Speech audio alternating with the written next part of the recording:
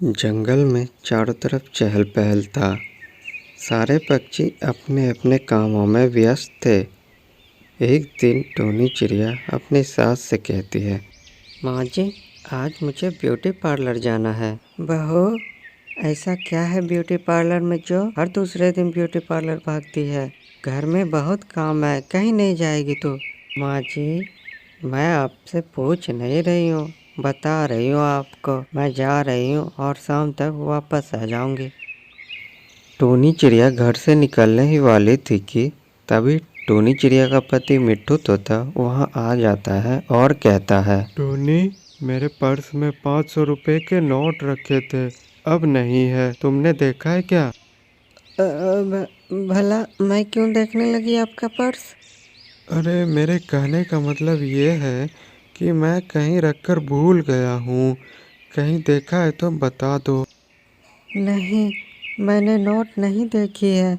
अगर नोट मिलती तो मैं आपको बता देती ना। अब मैं जा रही हूँ, मुझे लेट हो रही है। इतना कहकर टोनी चिड़िया चले जाती है। लेकिन उसकी सास मिट्ठू तोती को शक हो जाता है कि टोनी ने ही वो अपने पति के पर्स से पैसे निकाले हैं। अब उसकी सास टोनी चिड़िया पर नज़र रखना शुरू कर देती है। एक दिन मिट्ठू तोता सुबह सुबह जंगल की सैर करने गया था और मिट्ठू तोता का पर्स टेबल पर ही रखा हुआ था। टोनी चिड़िया को पैसे निकालने का मौका मिल जाता है और जैसे ही टोनी पर्स को हाथ लगाती है, वैसे उसकी सास पीछे से आके कहती है, बहू निकाल ले, हाँ निकाल ले ना। वैसे भी पति की कमाई में बीवी का हक ही सबसे ज़्यादा होता है। सास की आवाज़ सुनकर टोनी चिड़िया घबरा जाती है और सास से कहती है, माँ जी, मैं तो वो बस। अरे बस ट्रक क्या रट लगा रखी है बहू, तुम्हारी चोरी पकड़ी गई है। अरे घबरा मत, मैं ये बात तुम्हारे पति को नहीं बताऊंगी, पर तुम्हें ना मेरा एक काम करना होगा।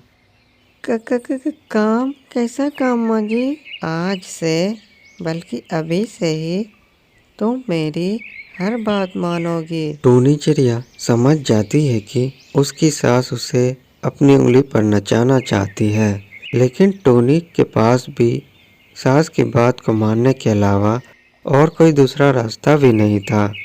सास अपनी बहू टोनी को परेशान करना शुरू कर देती है। माँ जी, मैंने खाना बना दिया है और उनके लिए खीर भी बना दिया है। बहू, तूने खीर बनाने से पहले मुझसे क्यों नहीं पूछा? मुझे खीर नहीं, गाजर का हलवा खाने का मन है। लेकिन माँ जी, गाजर का हलवा बनाने में तो बहुत समय लगेगा ना, कल बना दूंगी मैं। बहू, मुझे गाजर का हलवा आज ही खाना है, नहीं तो मैं तुम्हारे पति को बता दूंगी कि उसके पर्स में वजन कुछ ज़्यादा हो जाता है, जिसे समय समय पर तो खाली करती रहती है। माँ जी, आप ना मुझे ब्लैकमेल कर रही हो। ना बहू, मैं भला ऐसा कर सकती हूँ क्या? मैं तो बस बता रही हूँ। इसी तरह सास ने टोनी चिड़िया को अपनी कठपुतली बना लिया था। सास अपनी बहू को जो भी बोलती उसे वही करना पड़ता। एक दिन टोनी ने अपनी सास से कहा, माँ जी, आज मुझे मार्केट जाना है, घर के कुछ सामान ख़त्म हो गए हैं। सोच रही हूँ मार्केट जाने के बाद ब्यूटी पार्लर भी चली जाऊँ। बहू, मार्केट जाने का बहाना क्यों बना रही है? सीधा सीधा बोलना, मुझे ब्यूटी पार्लर जाना है। सीधा सीधा बोलने से कौन सा आप मुझे जाने दोगी? क्या बड़बड़ा रही है, जरा जोर से बोल। माँ जी, मैं बोल रही हूँ कि बहुत दिन हो गए हैं ब्यूटी पार्लर गए हुए, प्लीज़ जाने दो ना। नहीं, घर में बहुत काम है, वो करो पहले। टोनी खुशी खुशी घर का काम करने लगती है। जब काम खत्म हो जाता है तो वो अपने सास से कहती है, माँ जी, मैंने घर का सारा काम कर दिया है, अब मैं जाऊँ ना? अरे बहू, अभी इतने सारे गंदे कपड़े पड़े हैं, ये सब कौन धोएगा? माँ जी, मैं कल धो दूंगी ना। ना बहू ना, आज और अभी धोने हैं कपड़े, चल शुरू हो जा।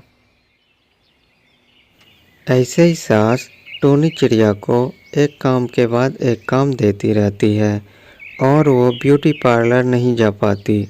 टूनी चिड़िया अपने सास की हरकतों से बहुत परेशान हो जाती है और ऐसे ही कई दिन बीत जाते हैं।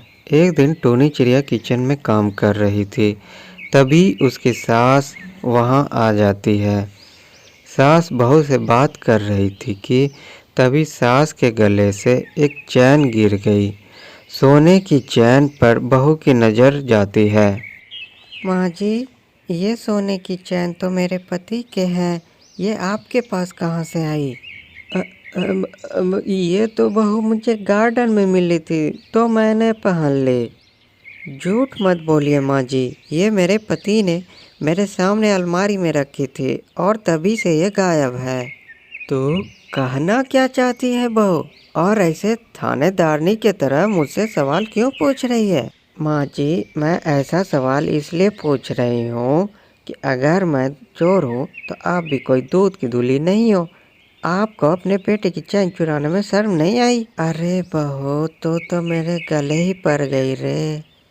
अब जो हो गया सो हो गया, कान खोल कर सुन ले बहू, इस बारे में मेरे बेटे को कुछ भी मत बताना। ठीक है माँ जी, उन्हें कुछ नहीं बताऊंगी मैं। अब टूनी चिड़िया को सास के खिलाफ ऐसा सबूत मिल गया जिससे वो उसे मजा चखा सकती है।